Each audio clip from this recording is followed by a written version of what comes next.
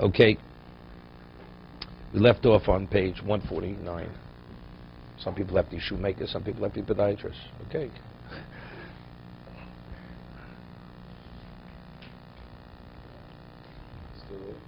Mm-hmm. Yeah.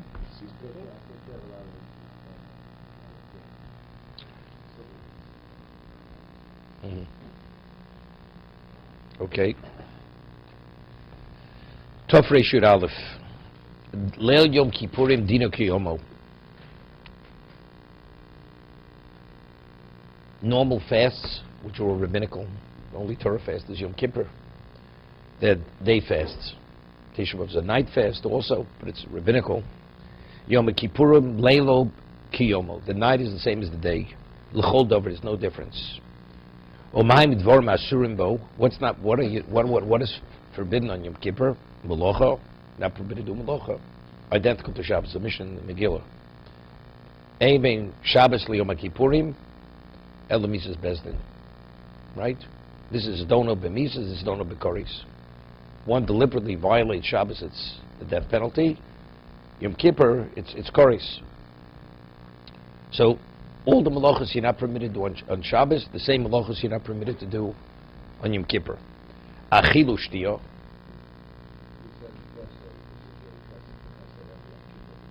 No, that I always mention the Shalom Kodesh. I mean, that's the Midas HaRachmim. It should be Midas Adin. Except the Rachmim of Midas of Yom Kippur doesn't allow the person to be put to death. That's the Rachmim. That's the Shalom. Achilu shtiyo, you're not permitted to eat and drink. Rechitzo, you're not permitted to wash yourself. We'll see what washing is. What about your hands? You're not clean. Your hands are dirty. You're permitted to wash your hands. Right? This is where the washing is purely for pleasure. Because the Torah uses the term inui. You have to be afflicted. Rechitzo, sicho, anointing yourself. Nilas asandol, wearing a shoe, which is not so simple. Does a shoe mean a leather shoe?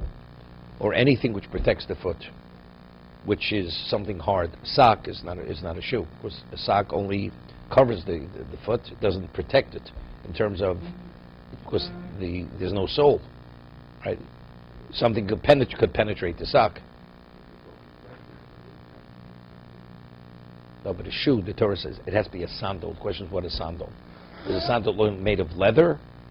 Right, like for instance, for a chalitza. Right? It has to be made of leather. Tash shabita, cohabitation. Ve'chi of kores elo melocha v'achilu shtiya. However, the liability of kores is only for melocha and for eating and drinking. If one washes, one anoints himself, one does the others, the question is whether it's doraisa drabanan, whether it's nasmachto. The other areas of deprivation. That's the question. What's nis doraisa except it doesn't have liability of kores, so it's no nis drabanan. Not to wash, not to anoint, and cohabitation. That's in Mishna Berura.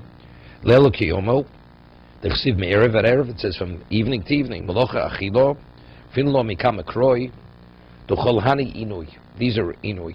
Umemelo, these are all considered afflictions. Like one, not to engage in cohabitation, that's considered an affliction. Meil kula b'chal v'nisim es nafshesechem, v'yin chiv koris elo. Now the Mechaber says, however, the liability of koris is only for melocha, and eating and drinking. Avol Enoch ein behem elisur greidim komokom yishomrim. Oh, now he cites. But there is an opinion that says shumen Torah. Even though there's no liability to kores, it's still a Torah violation. To wash, to anoint, and the other. The alfinalu b'shas b'kroi, because the Gemara cites psukim. Yishomrim shein elam drabanan. It's rabbinical. Ukroi asmachta balmo. Ninu. There it's only asmachta. These are rabbinical reliances. It cites the psukim. Nafkamino, linin is a sofik. He says, if it's a sofik, is it a sofik drabona, sofik doraisa? Ulamaisa roy lahachmir. But he says that since it's a machlukes rishonim, it's better to be machmir, if you can.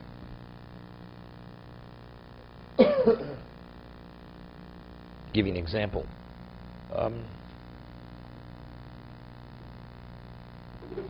Person wakes up in the morning, doesn't recall. So the halacha is that the ruach tumah, the contaminated spirits we have in our hands in the morning, we wash negavaska. Right? We wash only till the knuckles, not till the wrists, which we can have later, because the impurity of that spirit is considered the equivalent of uncleanliness. That's uncleanliness. Even though it's not physical uncleanliness, it's spiritual uncleanliness, but it's the equivalent of that. Therefore, we wash our hands as we have to wash them. You have to wash it, alternating hand to hand so many times, because without that, you can't remove the contaminated spirit. Let's say a person after he gets up, he can't, for whatever reason, he can't recall whether he washed Nagavas or not. Just can't recall it. Is he permitted to wash again? No, but Yom Kippur.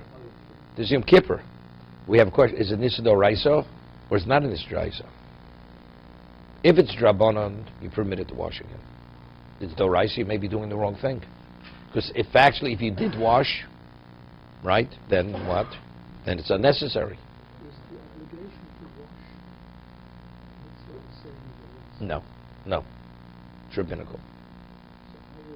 No, but the Gemara still says it's something which is serious. It's something very necessary. Washing is a tainuk. Of course the washing is everything. The Gemara says you're not permitted to put your hand in cold water. Unless it's a question of cleanliness, you're not permitted to put your finger in cold water on Yom Kippur.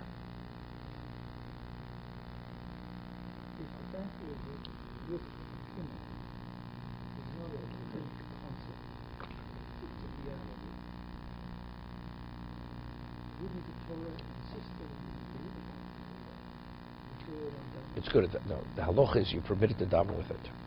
You're permitted. Let's say a person doesn't have water. Are you permitted to daven?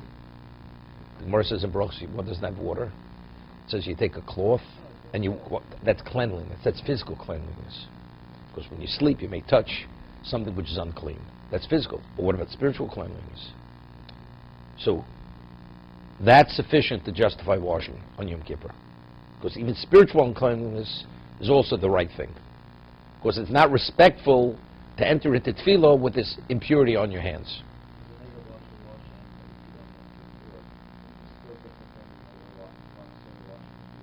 Because even during the year, if you have a limited amount of water during the year, and it only covers till the knuckles, you say, well, if I'm not doing it correctly anyway, I may as well not do it. No. It is effective. It's fully effective. Okay? There's some say it's better to wash till the wrist. So during the year, it's not a problem. And you have the water, so we wash till the wrist. But in Yom Kippur, that you're not permitted to wash, so it's a we only do what's the minimum. So minimum is till the knuckles, not till the wrist. Okay? So I'm just saying.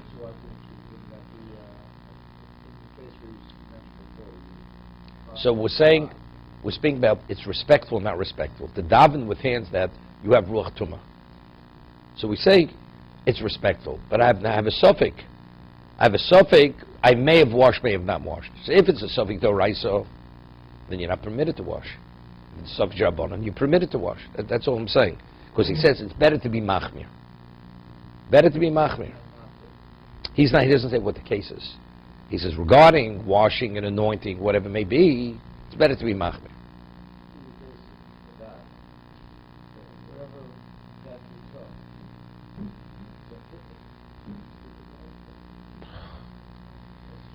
Person, he's hungry. Might as well eat and do tshuva. But if it's a doraisa, you have to be machmir. You're not permitted. So if it's doraisa l'chumra, that's okay. He says if washing these other things are only rabbinical, you have a right to act leniently. If it's doraisa, you should be machmir. He says it's better, although I think the vast hold it's drabanan. Most. No, but he says, nevertheless, it's roy. He says it's the appropriate thing on Yom Kippur to be machmir. It's like we had before, Asher Shmei Tshuva. Even a person eats palter throughout the year. Eat bread baked by a non-Jew. During Asher Shmei Tshuva, it's better. And Mechaber says it's better to eat pas Yisrael. Right? So we try to be machmir. Okay, that's all he's saying.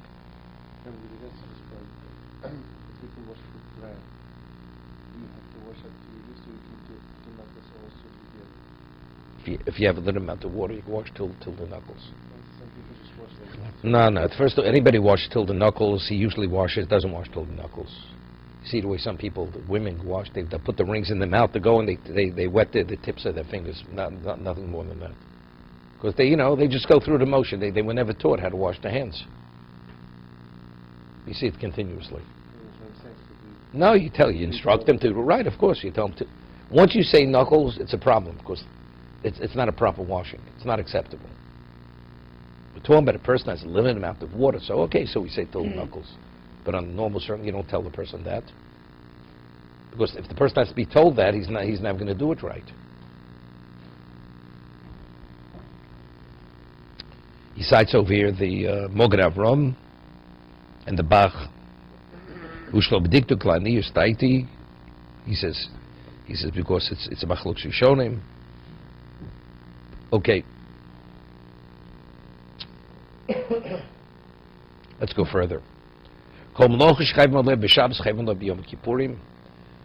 melacha that you have a liability on Shabbos, you have a liability on Yom Kippur. Therefore, if a person inadvertently violates Yom Kippur, and any one of the lamates melachos, one has to bring a chatos, identical to Shabbos. Chol b'Shabbos poter avalosur, kam Yom Kippurin kain. Ela sheb'Shabbos zdonoch skilo. On Shabbos, if you violate deliberately, be forewarned, it's skilo. Yom Kippurim zdonoch kores. The deliberate violation is kores. Chol she'os letatlo b'Shabbos, os tatlo Yom Kippur. We're talking about muktzah, rabbinical. Whatever you're not permitted to transport, to engage in on Shabbos, you're not permitted to engage in Yom Kippur. However, this is the one we had on Shabbos. Hitiru lekanei yorok l'tzoa gozim in a minchu l'malo shechol b'chol. Women, they start preparing for the after Yom Kippur meal, whether it's the vegetables or he says breaking open nuts in the afternoon. If it's during the weekday, we're either no galasser. The Chaber says, but today we're machmir. So over there we had a tosus in Shabbos. Tzachona. You're not permitted to prepare from Yom Tov to Chol. So Yom Kippur, Shabbos, you're not permitted to prepare. Shabbos, could you prepare from Lav Malka? You're not permitted for the Motzei Shabbos meal. So over here, but I'm hungry, therefore what? So Tosus explains over there, because there's a concept known as pas b'salo. If a person knows that he'll have food available afterwards, it makes it psychologically, it's easier for him even on Yom Kippur. So knowing that the food will be available and he'll be able to break his fast when he's meant to break his fast, and he won't have to be delayed, it's easier for him to fast on Yom Kippur. So it comes out the preparation for after Yom Kippur is for Yom Kippur itself. That's what Tosas explains in Shabbos. That's why you're permitted to prepare the vegetables and crack open the nuts. And it's not considered hachana for this reason.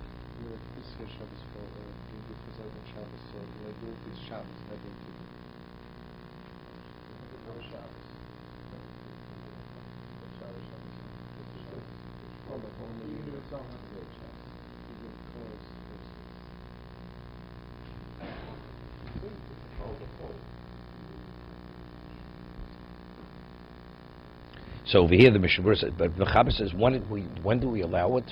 It's only if Yom Kippur falls out during the week, doesn't fall out on Shabbos. So he says, why? Because we're concerned if you allow them to prepare on Shabbos, for after Shabbos, people say, look, you see, they allow me to prepare. What do people know? If it's Yom Kippur, it's Yom Kippur. But if it's also Shabbos, people say, see, you can prepare on Shabbos for after Shabbos. So during the year, people will prepare. It says offense, we say no. But if it's on Yom Kippur's on Shabbos, you're not permitted to prepare for afterwards.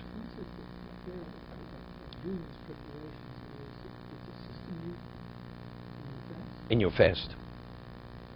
That you're not distracted with worry, what am I going to eat after Yom Kippur? The eating will be delayed. And that will disrupt your Yom Kippur. You're not going to be able to have the presence of mind that you should have, the focus. Because it's that what?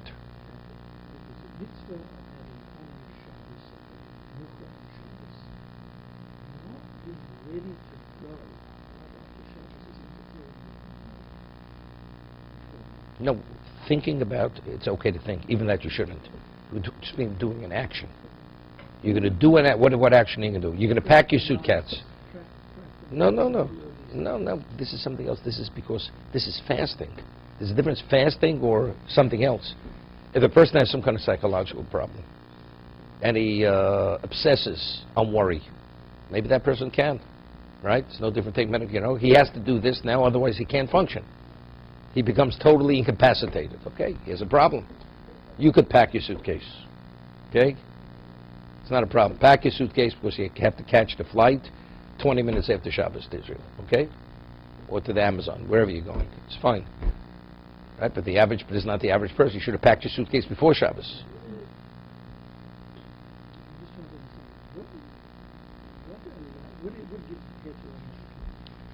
A person knowing that he cannot break his fast when he should. That itself is a disturbing thought, and it will not allow him to focus on Yom Kippur what he should be focusing on Yom Kippur. It's not an oneg, it's a question of focus. It's a distraction. And not only it makes the fast more difficult. There's a concept known as pas pasavo. Person has food in the cupboard, it's okay, I'll eat an hour later. Person has an empty cupboard, even if he eats now, he's already worried, what am I eating tomorrow? Because that's just the psychology of a person. The Gemara says that the person has a wife, even if he doesn't engage with her, he himself, knowing that he can, that's called pas pasalo. A man who doesn't have a wife, that person is in a much more precarious position. He's susceptible to greater temptation than the one who has the wife.